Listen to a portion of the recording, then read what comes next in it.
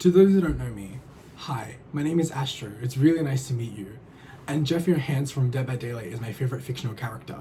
You're probably asking yourself, out of every character, including ones from Dead by Daylight, Jeff is your favorite? And I would say, well, that statement is hyperbolic, but yes.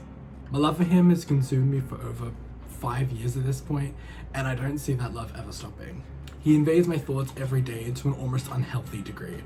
My love for him is the reason why I wanted to make this video.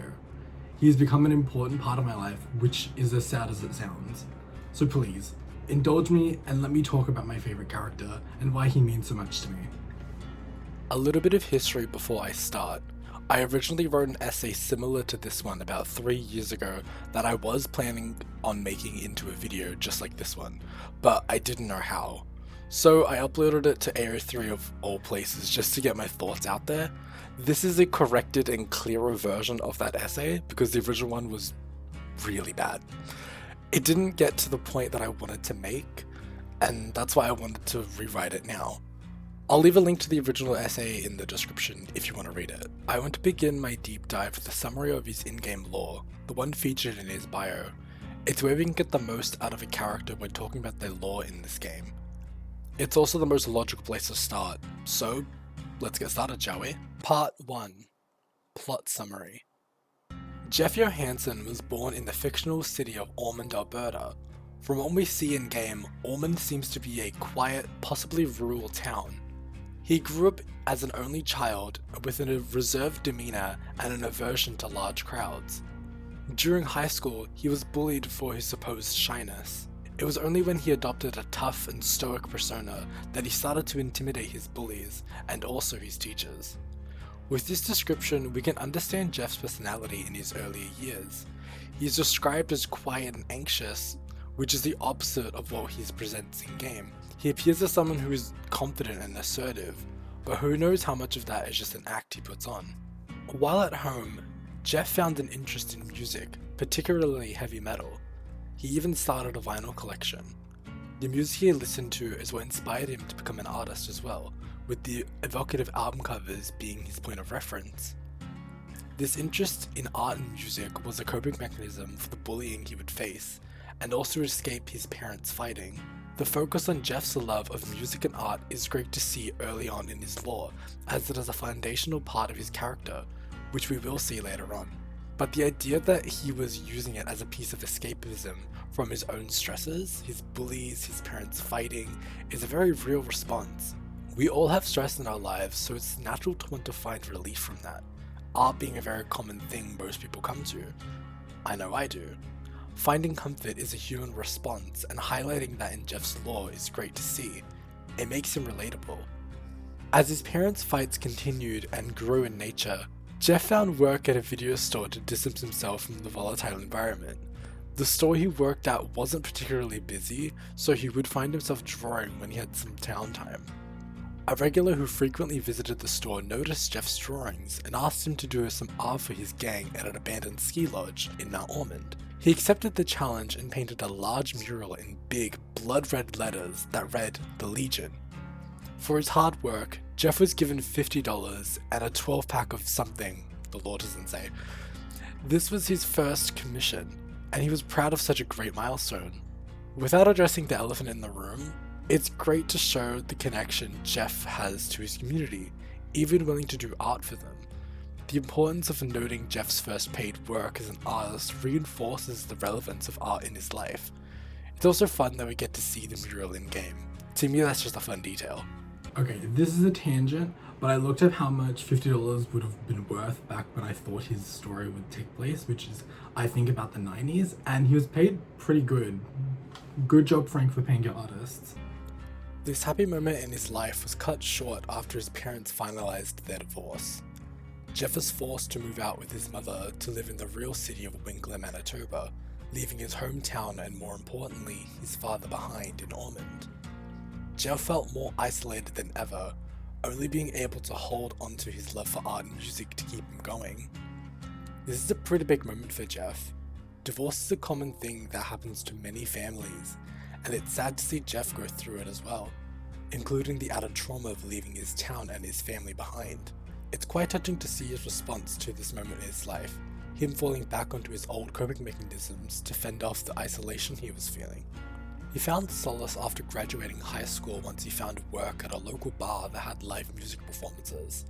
Through his work at the bar, Jeff found a roadie gig, which was his opportunity to leave his life in Winkler behind. The idea that Jeff was so ready to leave gives him this sense of agency, that the move from Ormond is what pushed him to find independence and to truly leave everything behind, to find his own path in life. After a few years, Jeff would find himself getting involved in a fight that would leave him permanently scarred with a nasty cut over his left eye. The damage caused to his eye was so bad that he was told that he may lose part of his eyesight. He was then asked to stay in town to monitor his recovery. Jeff agreed, which gave him time to reflect on his life choices. This moment in Jeff's law represents the consequences of his actions. Choosing to run from his past caused him to face such a traumatic event. Being told that he might lose his eyesight must have scared Jeff straight. It was the wake-up call telling him to grow up and realize that there's more to life than what he was leading. The lack of detail in the story leaves us asking questions of what happened. It feels like a repressed memory when reading his law, which I find effective. In an act of getting his life together, Jeff decided to go back to school, art school. During his time back at school, he experimented with a variety of different art forms and media, settling on oil painting and digital art. Eventually he found himself working a desk job. Jeff from that point onward led a simple life. He designed tattoos, freelanced album covers for bands he liked, and brewed his own beer. He even adopted a rescue dog. In this time, his eye began to heal and his eyesight slowly returned to normal. We all took high school English, so we can identify that Jeff's eye healing is symbolic of the positive change in his life, and that he chose the right path. It's great to see the passion he has for art never went away, with him going headfirst into the creative field and finding his own success in it. Him adopting the dog is also really cute. Aww.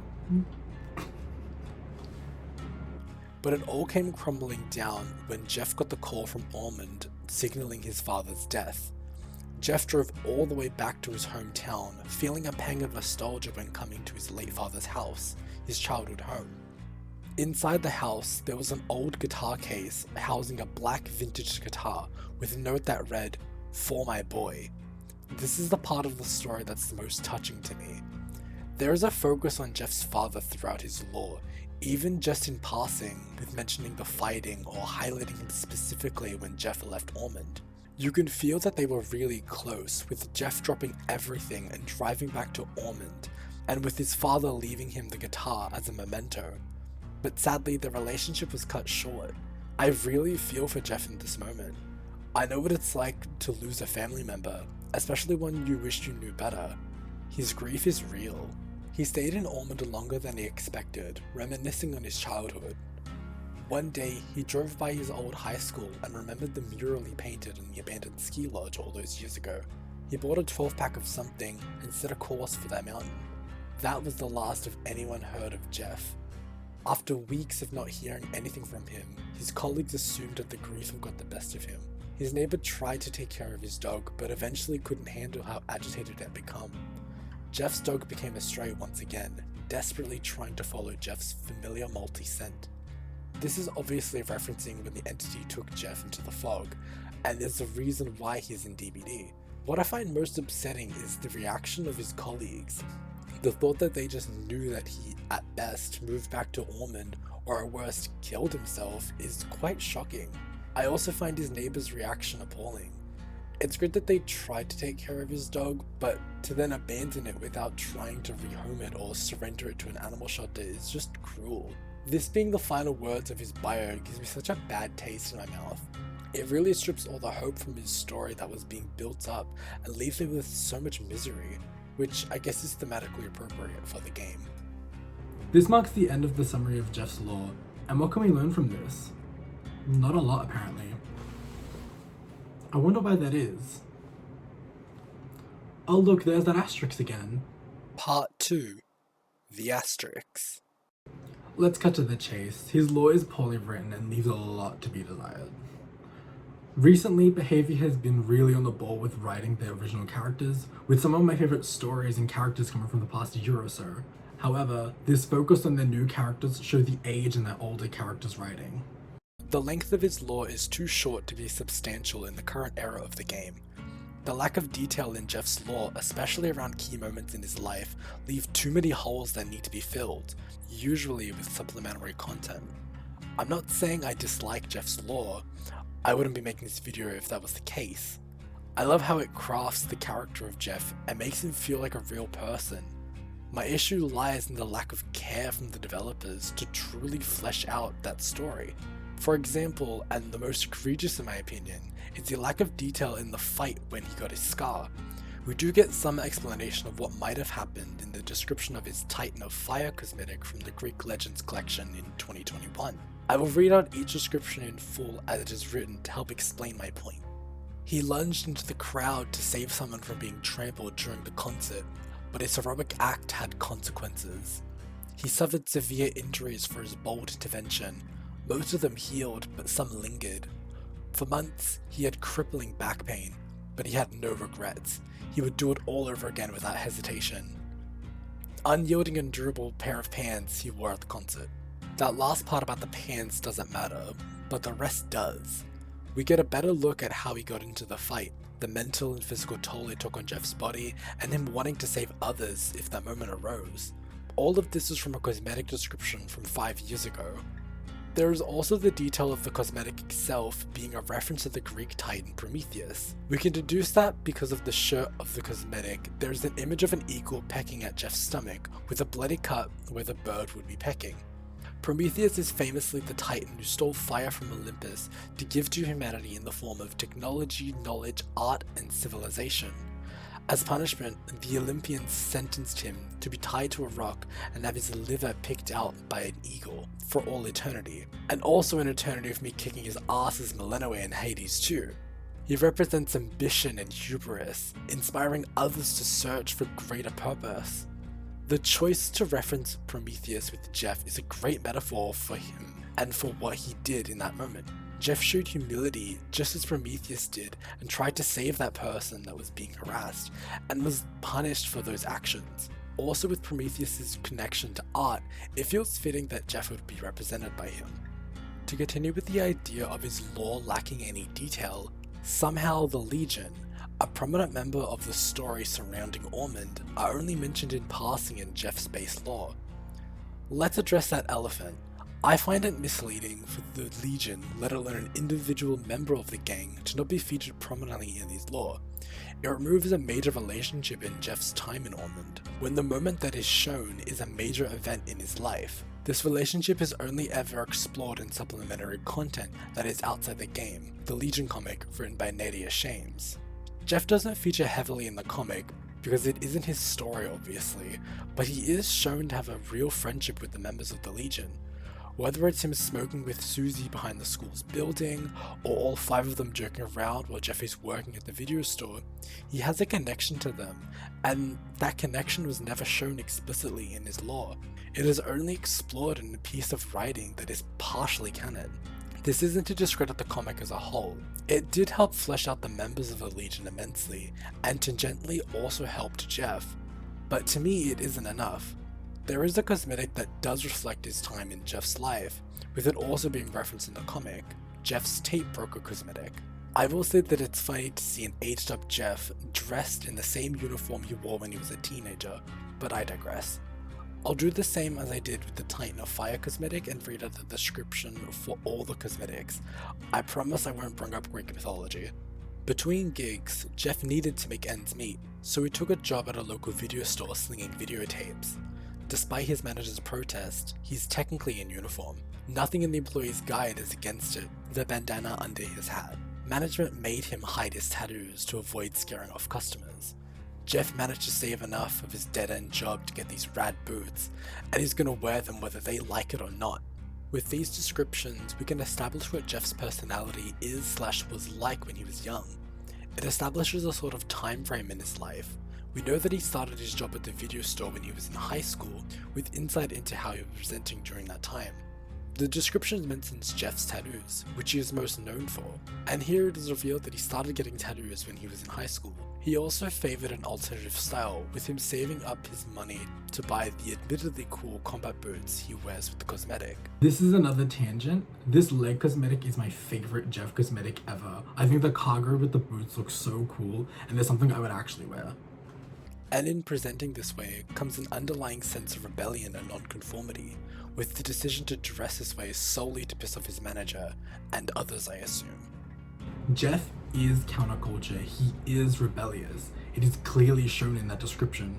But that is the point I'm trying to make. This is only shown as part of the cosmetic description. The only thing that indicated that Jeff was rebellious in his base lore is a single sentence that says that he put on a tough persona to intimidate people, and that's about it.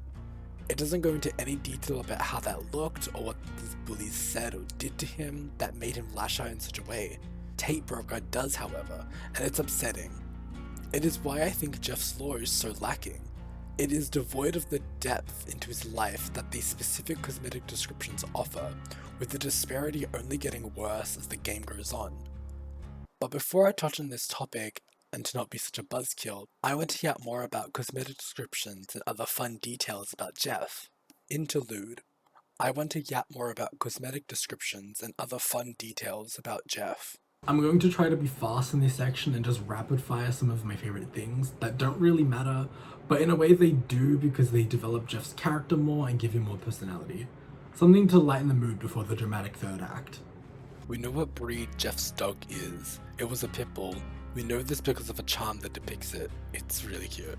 As I mentioned before, you can see the mural Jeff painted for the Legion in the Mount Ormond map, but it can also be seen on a charm. Jeff has Norwegian heritage and has been a part of the black metal scene at some point.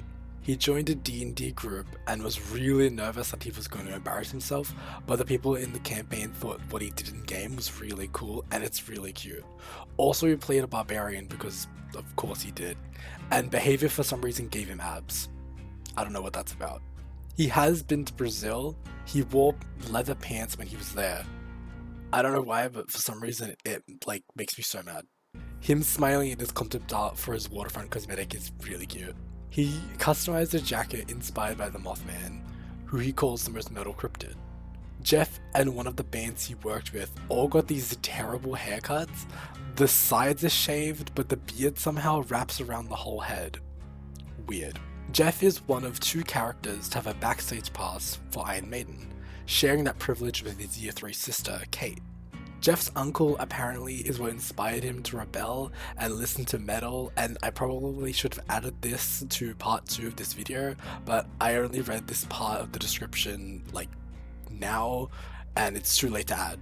This is also his most recent cosmetic, so I guess new Jeff lore drop? This one's my favorite. Jeff and Vittorio's Meet Your Maker shirts share the same model, as if they were sharing clothes, which couldn't possibly mean anything. If you know, you know, and if you don't know, you should follow me on Twitter at _astrocubed.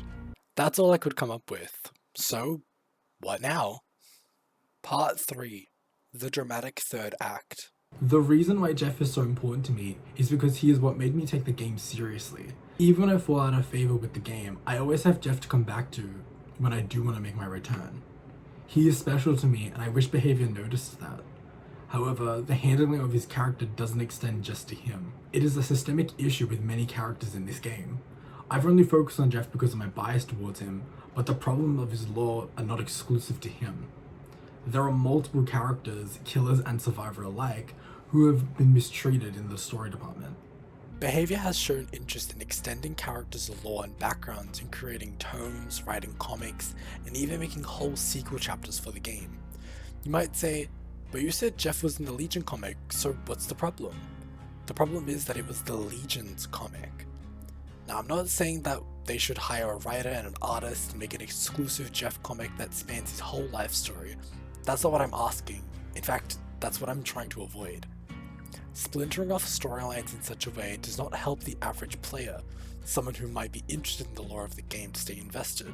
We already have the problem with the current tome system. The link to your extended lore should not be on a tiny button on the homepage with other distractions to pull your focus. Even if you decide to click on said button, your favorite character isn't guaranteed to have any extended lore, despite the fact that they've been in the game for almost 7 years. Every character store should be front and center and easily accessible. There shouldn't be a disparity between characters either.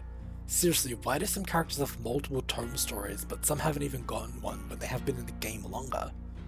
This problem is unique to the survivor role because for the most part the role is entirely cosmetic.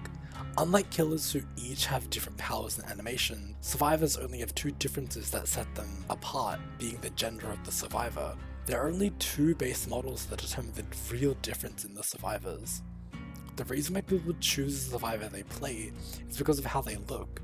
Why do you think everyone flocked to Saber Ward and also turned the toggle feature on so they could play with one hand? The 2 things that differentiate survivors are their appearance and their lore, and the latter I feel is being neglected for many survivors. If behavior wants people to care about their characters, they need to take the time to flesh out those who have been left behind, who need to be modernized. People are passionate about these characters. For anyone in this game, I can assure you that there's someone out there who's dedicated their life to supporting, playing, and loving those characters. It's like with Pokemon. You could think of your least favorite Pokemon and there will be someone out there who adores it. That same thing applies to Dead by Daylight. I understand that Behavior is running a business and has to pay the bills, but simply adding more niche characters to promotional material is an easy way to recognize those characters. This is going to sound lame, but I genuinely got so excited to see Jeff being featured in the reveal trailer for the Iron Maiden collection. Just having that brief moment of him whistling and flicking through the vinyls brought me so much joy, especially for how fitting it was for him. I felt seen by Behavior, acknowledged for my devotion, and other people should have that moment too. It isn't just about cosmetics, it's about acknowledging the players for these unpopular characters.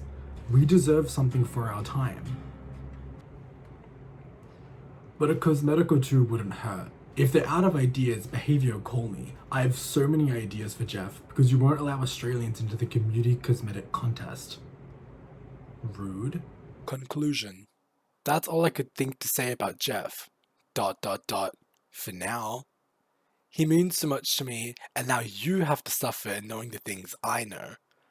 I ran out of things to say, so the video's over. TLDR, I like him, I guess. If you liked the video, like the video. If you want to see what I make in the future, subscribe.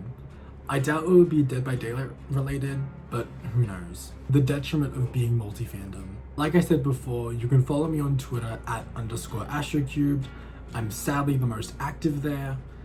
I have the same name on all my social medias, so it's not hard to find me. Thank you for watching, and remember to spay and neuter your neighbors. Bye!